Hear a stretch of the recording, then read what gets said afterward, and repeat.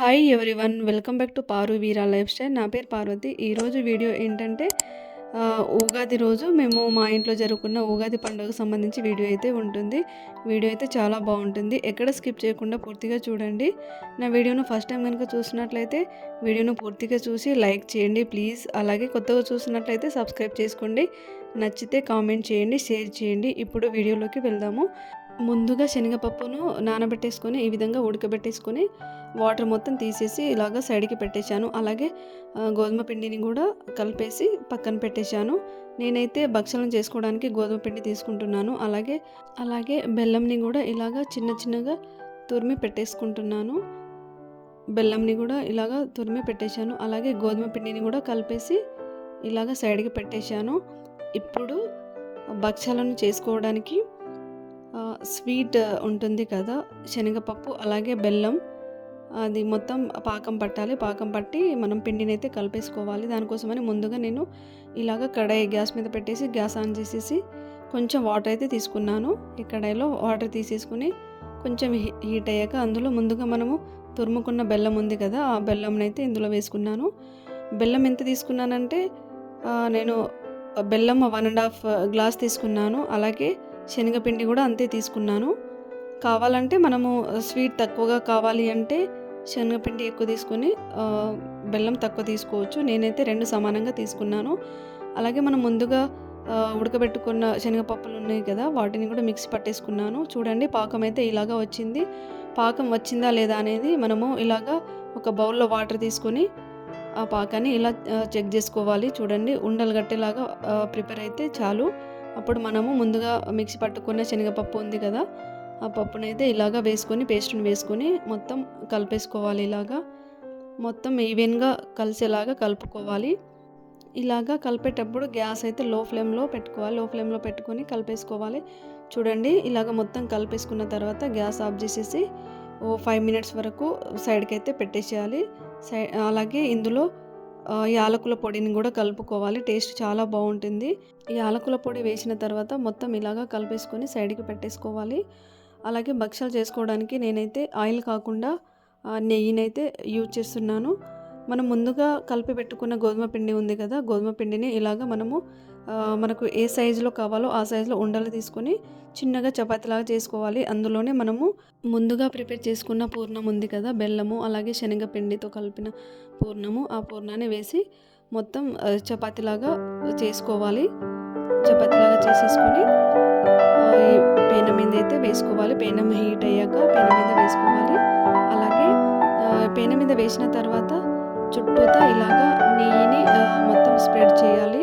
ఒక స్పూన్తో స్ప్రెడ్ చేసిన తర్వాత ఒక సైడ్ కాల్చుకున్న తర్వాత ఇంకో సైడ్ కూడా ఇలాగ తిప్పేసి కాల్చుకోవాలి. పైనుండి నెయ్యి కూడా ఇలాగ స్పూన్తో మొత్తం స్ప్రెడ్ చేసుకోవాలి. చూడండి, నేనైతే ఉగాది రోజు భక్షాలను ఇలాగ ప్రిపేర్ చేసుకున్నాను. నేను భక్షాలను ప్రిపేర్ చేసేటప్పుడు మైదా పిండి కాకుండా గోధుమ పిండినే వాడతాను. మైదా పిండి వేస్తే ఇంకా బాగా వస్తాయని అంటారు. కాకపోతే నేనైతే ఆ పిండి అంత సేఫ్ కాదని గోధుమ పిండితోనే చేస్తాను ఎప్పుడు చేసినా. నెక్స్ట్ వచ్చేసి పచ్చి మామిడికాయ పులిహోర చేశాను. ఇది కూడా చాలా బాగుంటుంది, చాలా టేస్ట్గా ఉంటుంది, హెల్త్ కూడా చాలా మంచిది. ఉగాది రోజు స్పెషల్గా ఇలాగా చేశాను. ముందుగా మామిడికాయ పైన ఉన్న పొట్టును తీసేసి చిన్న చిన్న పీసెస్గా చేసుకొని మిక్సీ పట్టుకోవాలి. మిక్సీ పట్టేసుకొని మనం రైస్లో అయితే ముందుగా మనం మిక్సీ పట్టుకున్న పేస్ట్ ఉంది కదా, మామిడికాయ పేస్ట్, ఆ పేస్ట్ అయితే మొత్తం రైస్లో కలిపేసుకొని సైడ్కి పెట్టేసుకోవాలి. ఇప్పుడు మామిడికాయ పులిహోర చేసుకోవడానికి ముందుగా గ్యాస్ ఆన్ చేసి కడాయి పెట్టేసుకోవాలి. కడాయిలో ఆయిల్ ఎంత కావాలో అంత అయితే యాడ్ చేసుకోవాలి. ఆయిల్ హీట్ అయ్యాక ముందుగా జీలకర్ర, ఆవాలు వేసుకొని తర్వాత కొంచెం శనగపప్పు కూడా యాడ్ చేసుకోవాలి, 1 టేబుల్ స్పూన్. అలాగే పల్లీలు ఉంటాయి కదా, పల్లీలు కూడా 2 టేబుల్ స్పూన్ అలా యాడ్ చేసుకోవాలి. నెక్స్ట్ వచ్చేసి మిర్చిలను కూడా యాడ్ చేసుకోవాలి. అలాగే పచ్చిమిర్చిలను కూడా వేసుకొని మొత్తం అంతా లో ఫ్లేమ్లో ఇలాగ ఫ్రై చేసుకోవాలి ఆయిల్లో.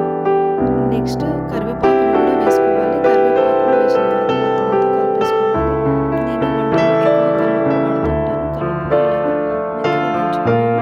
ఇందులో 1/2 టేబుల్ స్పూన్ పసుపును వేసాను. పసుపుతో పాటు 1/2 టేబుల్ స్పూన్ సాల్ట్ని కూడా వేసి మొత్తం అంతా ఇలాగ కలిపేసుకున్నాను. చూడండి, ఈ ప్రాసెస్ని చేసేటప్పుడు గ్యాస్ లో ఫ్లేమ్లో పెట్టి చేయాలి. అలాగే రైస్లో కూడా కొంచెం సాల్ట్ వేసి మొత్తం అంతా ఇలాగ కలిపేస్తున్నాను. ఇప్పుడు ఇవన్నీ మంచిగా ఎగాయి. ఇందులో మామిడికాయ పేస్ట్ కలిపి పెట్టుకున్న రైస్ని ఇందులో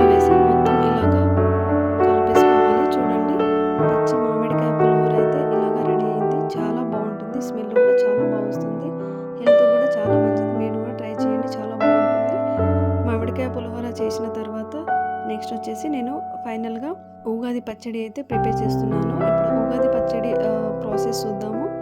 ముందుగా నేనైతే చింతపండుని తీసుకుంటున్నాను. చింతపండు, నెక్స్ట్ వచ్చేసి ఉప్పు, అలాగే నెక్స్ట్ వచ్చేసి మిరియాలు బదులు మనం కారమైన తీసుకోవచ్చు. నేనైతే మిరియాలు తీసుకుంటున్నాను. మిరియాలను మొత్తంగా కాకుండా ఇలాగ కచ్చపచ్చగా దంచుకోవాలి. అలాగే బెల్లం, నెక్స్ట్ వచ్చేసి మామిడికాయని పైన పొట్టు తీసేసి చిన్న చిన్న పీసెస్గా తురిమి పెట్టుకోవాలి. చిన్న చిన్న పీసెస్ని ఈ విధంగా తురిమి మనము ఉగాది పచ్చడిలోకి వేసుకోవాలి. ఉగాది పచ్చడికి కావాల్సిన ఇంగ్రీడియంట్స్ అన్నిటిని ఒక బౌల్ లేదా గిన్నెలో తీసుకొని కావాల్సినంత వాటర్ యాడ్ చేసుకోవాలి. ఇలాగా ఈ ఇంగ్రీడియంట్స్ అన్నిటినీ వాటర్లో ఇలా లైట్గా పిండినట్టు చేస్తే ఉప్పు, కారం, పులుపు, తీపి, తీయదనం అన్నీ ఈ వాటర్లో కలిసి ఉగాది పచ్చడి రెడీ అవుతుంది. నేనైతే ఇలాగ తయారు చేసుకున్నాను. అలాగే ఫైనల్గా వేప పువ్వులను కూడా ఇలాగా తెంపుకొని కడిగి ఫైనల్గా ఉగాది పచ్చడిలో వేసుకొని ఈ మొత్తం అంతా కలిపేసుకోవాలి. ఇలాగ అయితే నేను ఉగాది పచ్చడి, అలాగే భక్షాలు, అలాగే పచ్చి మామిడికాయ పులిహోర తయారు చేశాను. ఈ వీడియో కనుక యూస్ఫుల్ అనిపించి నచ్చితే లైక్ చేయండి, షేర్ చేయండి, అలాగే సబ్స్క్రైబ్ చేసుకోండి.